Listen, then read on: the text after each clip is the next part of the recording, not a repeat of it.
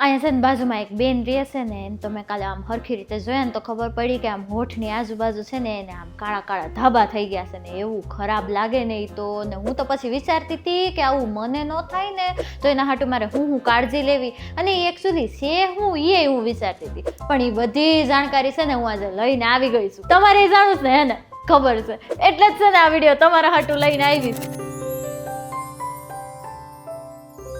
એ કેમ છો? જય શ્રી કૃષ્ણ. હું તમારી ચકી અને આજે પાછી આવી ગઈ છું મારી બધી જ બેનપણીઓ હાટું, એટલે કે માત્ર મહિલાઓ માટે. અહીંયા છે ને આપણે બધી પ્રકારની વાયતું કરવાની છે ને એનો ઉકેલ લાવવાનો છે. હવે આ હોઠની આજુબાજુ આવું કાળું કાળું એવું થઈ જાય ને એને ઓલું પિગમેન્ટેશન કહેવાય છે. એ પિગમેન્ટેશનનું એક નામ છે, એનું નામ છે મેલાનિન. એ નામનું આ પિગમેન્ટેશન થાય ને એટલે આપણને એવું કાળું કાળું દેખાવા માંડે ચામડી ઉપર. એનાથી છે ને આમ કંઈ ગંભીર બીમારી નથી, એ ખાલી આમ છે ને આપણા ચહેરાની ત્વચાનો જે ગ્લો કહેવાય ને એ ખાલી ઓછો પાડી દે. હવે આ થવાના છે ને ઘણા બધા કારણો છે, એ તમને સૌથી પહેલા જણાવી દો. સૌથી પહેલું કારણ તડકો. આપણે તડકામાં ઝાઝી વાર જઈએ ને તોય આ થવાના છે ને શક્યતાઓ વધી જાય છે. બીજી વસ્તુ હોર્મોનલ ફેરફાર થાય ને તો એના કારણે આ વસ્તુ થઈ શકે છે. ત્રીજી વસ્તુ આપણને ખીલ થયા હોય, ચામડીના રોગ થયા હોય કે પછી આમ કંઈ લાગ્યું હોય, નવી ચામડી આવે ને ત્યારે છે ને એવી શક્યતાઓ છે કે નવી ચામડી છે ને તમારી આવી આવી શકે. બરોબર. ચોથી વસ્તુ આમાં છે ને તમે કંઈ વિટામિન કે એ કંઈ તમારા શરીરમાં ઉણપ હોય ને તો એના કારણે આ વસ્તુ તમને થઈ શકે છે. પાંચમી વસ્તુ, હવે છે ને આપણે આજકાલ ઓલું સ્કિન કેરના ટ્રેન્ડો હાલતા હોય નવા અને કંઈક ને કંઈક આપણે મોઢા ઉપર લગાડતા હોય તો એના કંઈક રિએક્શન આવે ને એવું બધું થાય ને તો એના કારણે આ બધું થઈ શકે છે.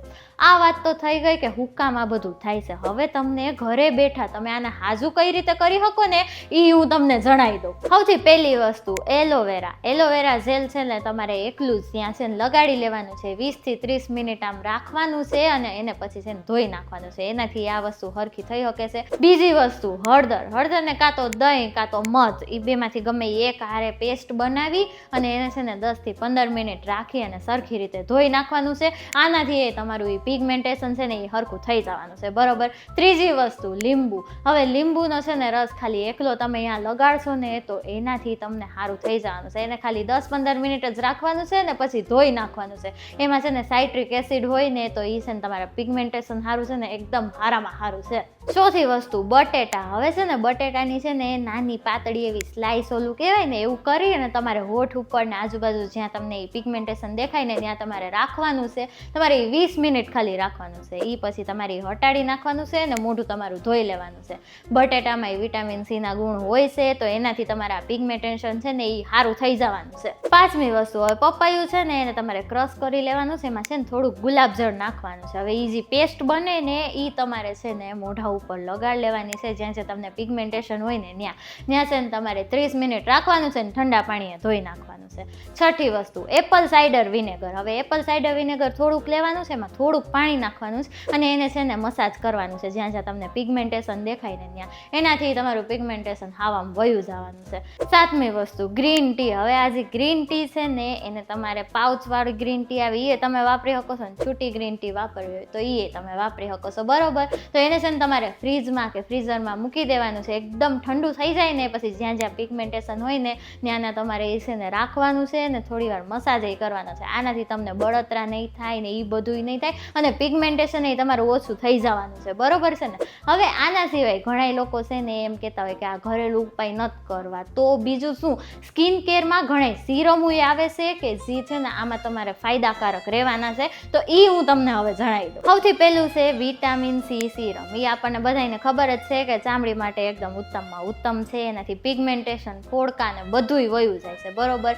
બીજું છે નિયાસિનામાઇક એસિડ. આનાથી તમારું પિગમેન્ટેશન, ડાર્ક સ્પોટ, પછી જૂના એકનેના જે ડાઘા હોય એ બધુંય તમારું વયું જવાનું છે. ત્રીજું છે કોજિક એસિડ ને ગ્લાયકોલિક એસિડ. હવે આનાથી તમારા બધા ડાર્ક સ્પોટ હોય કે જે કાંઈ પણ હોય ને ચહેરા ઉપર એ બધું જ હટી જવાનું છે. ચોથું છે રેટેનોલ. આ છે ને તમે રાત્રે લગાડીને હુઓ ને તો તમારી ત્વચા માટે એકદમ ઉત્તમમાં ઉત્તમ છે. અત્યારે આનો બહુ ટ્રેન્ડ ચાલી રહ્યો છે એટલે બરોબર છે. હવે આ સિવાય તમારે બીજી હું કાળજી લેવી ને એ હું તમને જણાવી દઉં, બરોબર છે. પહેલી વસ્તુ, તમે છે ને તડકામાં જાઓ કે બહાર નીકળો ને એટલે તમારે SPF 30 કાં તો એનાથી વધારે વાળી જે SPF વાળી જે હોય ને સનસ્ક્રીન એ તમારે લગાડી જ લેવાની છે, જરાય એ તો ભૂલવાનું જ નથી, બરોબર. બીજી વસ્તુ, અઠવાડિયામાં એકવાર તમારે છે ને હળવું સ્ક્રબ કરી લેવાનું છે, એટલે ઓલું કહેવાય ને એક્સફોલિએશન, હા એ તમારે કરી લેવાનું. ત્રીજી વસ્તુ, પોષણવાળો ખોરાક તમારે ખાવાનો છે, સારું આમ લીલા શાકભાજી ને એ બધુંય ખાવાનું છે. ચોથી વસ્તુ, તમે છે ને અંદરથી હાઇડ્રેટેડ તો રહ્યો જ, પાણી તો તમારે પીવાનું જ છે, પણ બહારથી તમારી ચામડીને હાઇડ્રેટેડ રાખવા હાટું છે ને તમારે મોઇશ્ચરાઇઝર ને એવું બધું વાપરવાનું છે. પાંચમી વસ્તુ, જો તમને આ બધી સમસ્યા છે ને એકદમ હદથી વધારે થતી હોય ને તો તમારે છે ને ડૉક્ટર પાસે તો એકવાર જઈ જ આવવાનું છે, એ તો ભૂલવાનું જ નહીં. અને છઠ્ઠી વસ્તુ, તમે છે ને લિપ બામ વાપરો અને એ કેવું ઓલું SPF વાળું જે લિપ બામ આવે છે ને એ તમારે વાપરવાનું છે, બરોબર છે ને. સારું, હાલો હવે આમાંથી તમને કઈ જાણકારી વધારે જોતી હોય કે બીજું કઈ નવું જાણવું હોય ને તો મને છે ને કમેન્ટ કરીને એકવાર જણાવજો. એની ઉપર છે ને લાઇક, શેર ને સબસ્ક્રાઇબનું એક બટન છે, એ એકવાર દબાઈ દેજો, બરોબર છે ને. મળીએ કાલે પાછા, આવજો, જય શ્રી કૃષ્ણ.